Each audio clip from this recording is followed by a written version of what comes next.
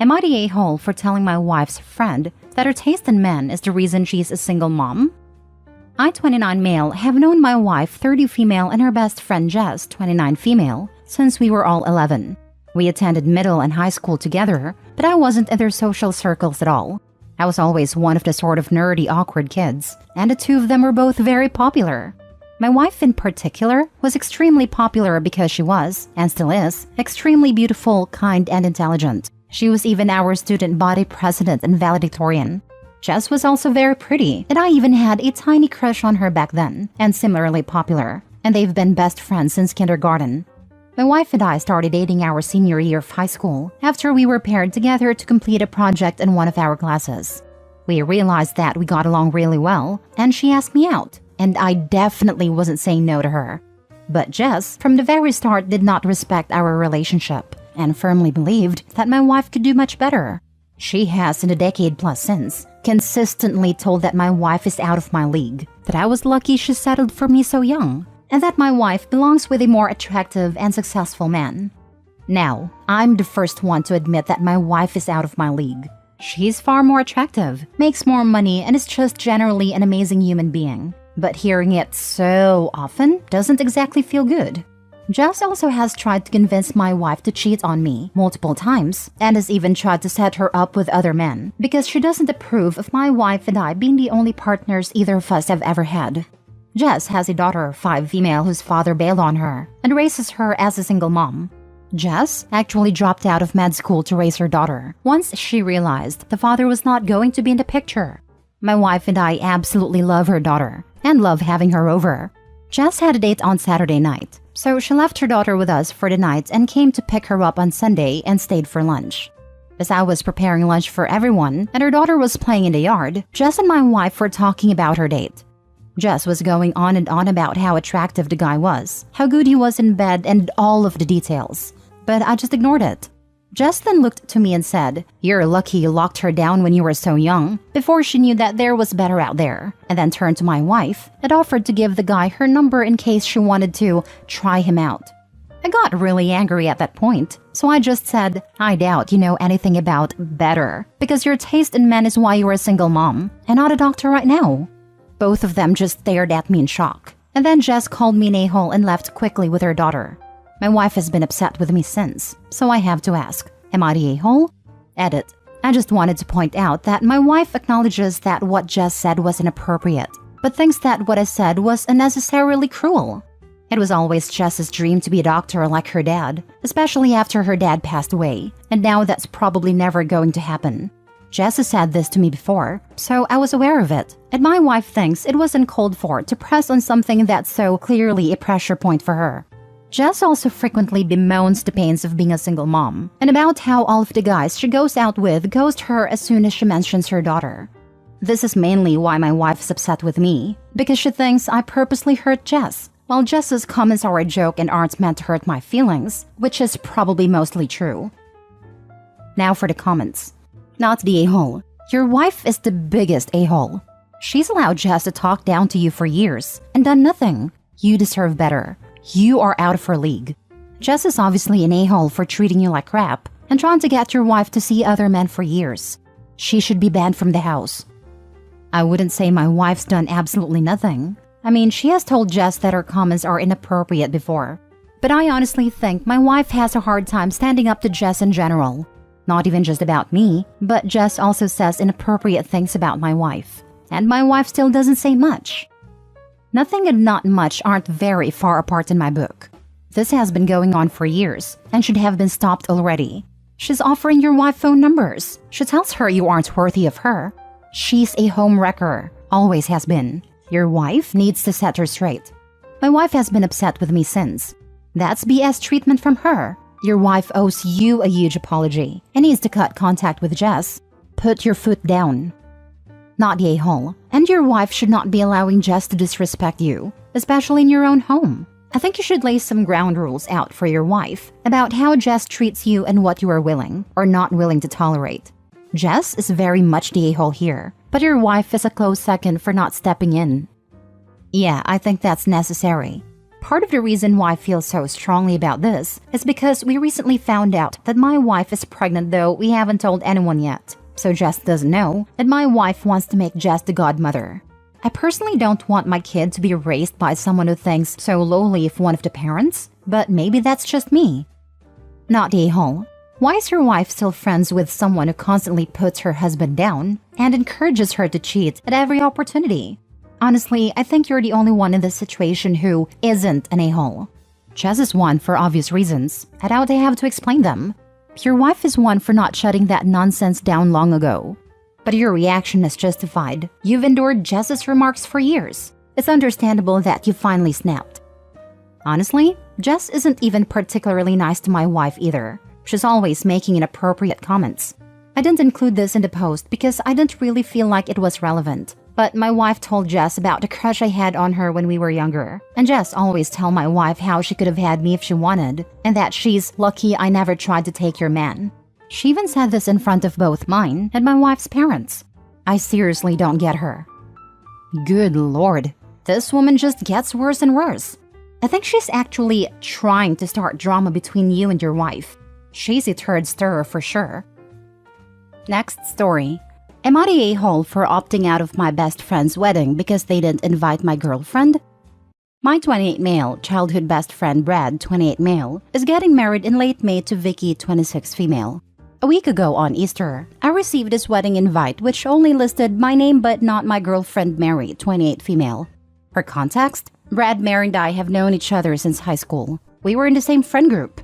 Mary and I live around 2 hours away from Brad and Vicky, but because Mary's a nurse, she doesn't always have the time to visit Brad and Vicky with me, so I go alone most of the time. But when she's able, she'll join me. Mary has met Vicky and seen her around 10 times in the past 4 years that Vicky is with Brad.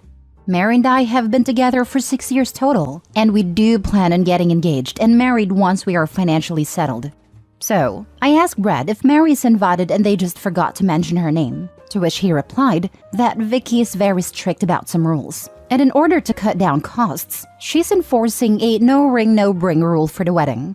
So since Mary is just a girlfriend and doesn't have a ring to imply some formality, then she's not invited. I reminded Brad that Mary and I have been together longer than he's with Vicky, and that Mary's also his friend, not just my partner. He says he knows, and tried to talk Vicky out of it, but she's very strict with that. I'll let it go, and I was in a dilemma about whether I should go to the wedding or not because of that.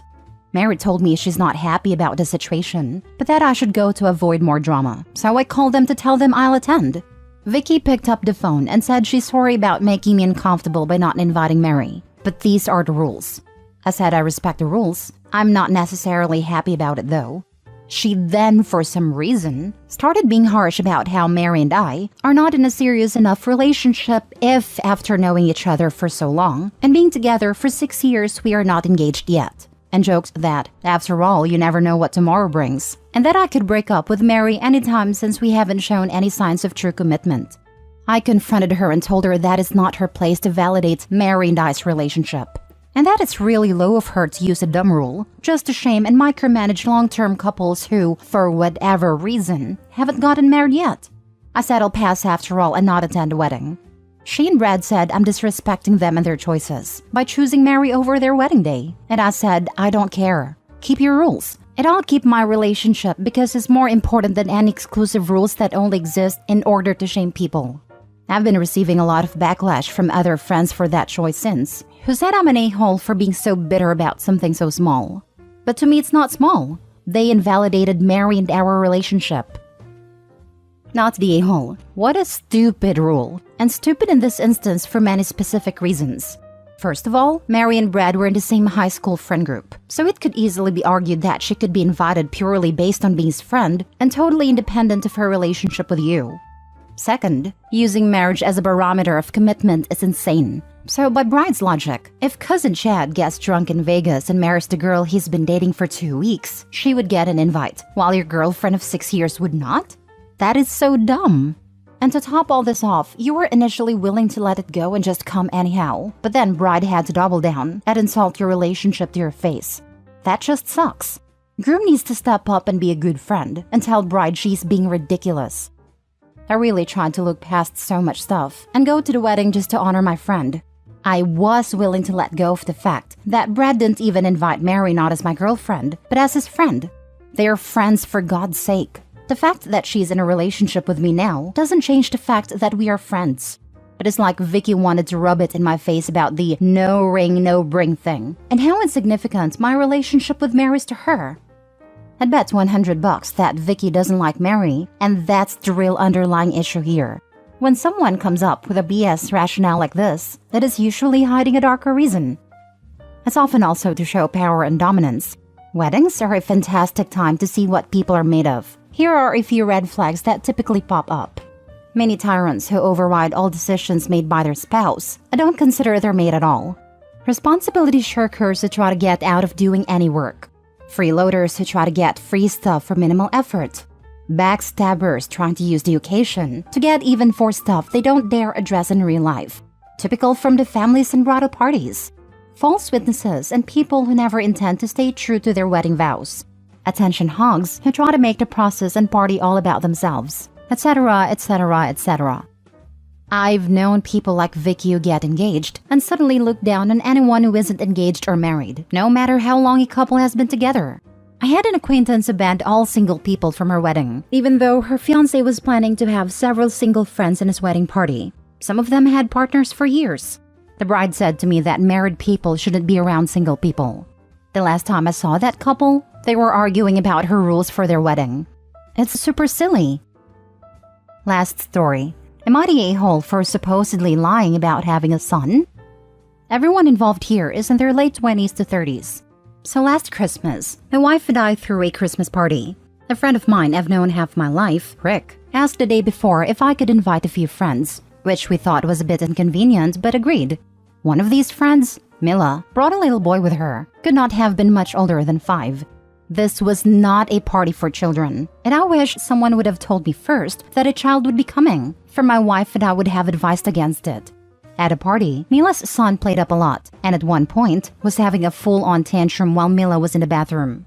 I tried to calm him down, showing him some pictures of our dog we had in our fridge, and when Mila came back she was very grateful.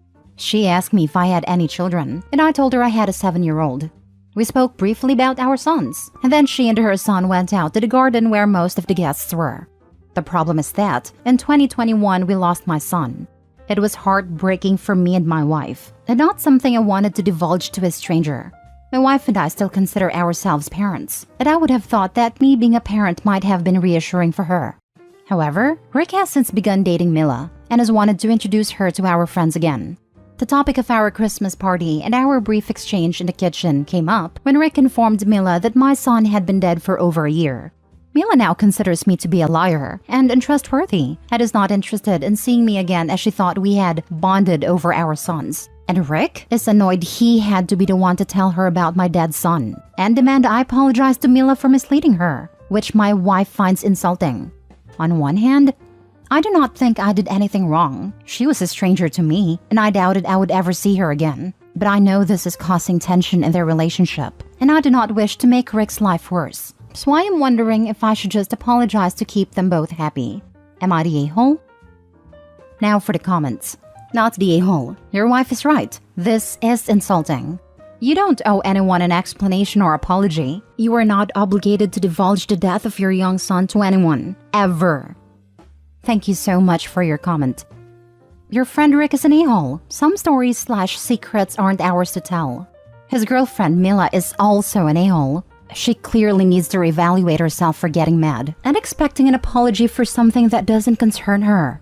Bonding over a 10-minute convo is bull. She's just looking for a fight. I'm sorry for your loss, OP. Not the a-hole.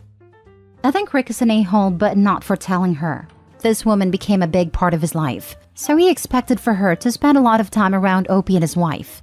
They told her of the son's existence, and naturally, she expected that the son would be making an appearance sooner or later.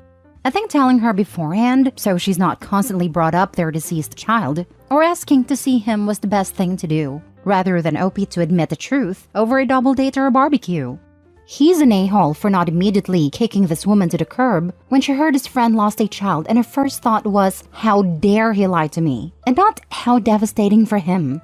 He's an a-hole for being annoyed he had to be the one to tell her, instead of understanding why his best friend for decades might not have dropped it at the middle of a Christmas party. I hope he might have history with this dude, but he sounds self-centered as heck, and now it sounds like there are two of him. It might be time to reevaluate this friendship. Not the a-hole, and Rick is a terrible friend. Sparing you having to be the one to explain that your son is dead should be something he is happy to do as a supportive friend, honestly. And Mila needs to get over herself and not blame you for anything. Her reaction was so cruel. I wonder if she'd told her son about how he'd get to meet her son, and now she's mad she has to explain death to him? Wouldn't justify this behavior, but it might explain it. I think he believes I lied to her to avoid an awkward conversation. So now he is annoyed he was the one who had to have that conversation. Honestly, I wish they had not been talking about my family at all. I had not considered that. It is possible. I have not been told they were planning to have the boy meet up with us again, but they did not mention that he would be attending last time either, so I suppose I cannot rule it out. I do not know her well enough to really judge if she's that sort of person. Thanks for the comment. Not a-hole at all. This nutty woman has the very worst case of main character syndrome I've ever seen. And Rick's behavior in this absurd situation is unforgivable. The fact that he didn't shut her down immediately says it all. And the fact that he even mentioned this to you makes him utterly unredeemable. He thinks you owe her an apology? They both owe you the most heartfelt and sincere apology in the history of apologies. You wonder if you should apologize to them to keep the peace. Here's the only piece of advice, words to live by actually, that I can offer. The person who's being pressured to keep the peace is never the one who is threatening the peace in the first place. Being friends with these bottom dwellers will ruin your peace, and I'll bet your wife would agree.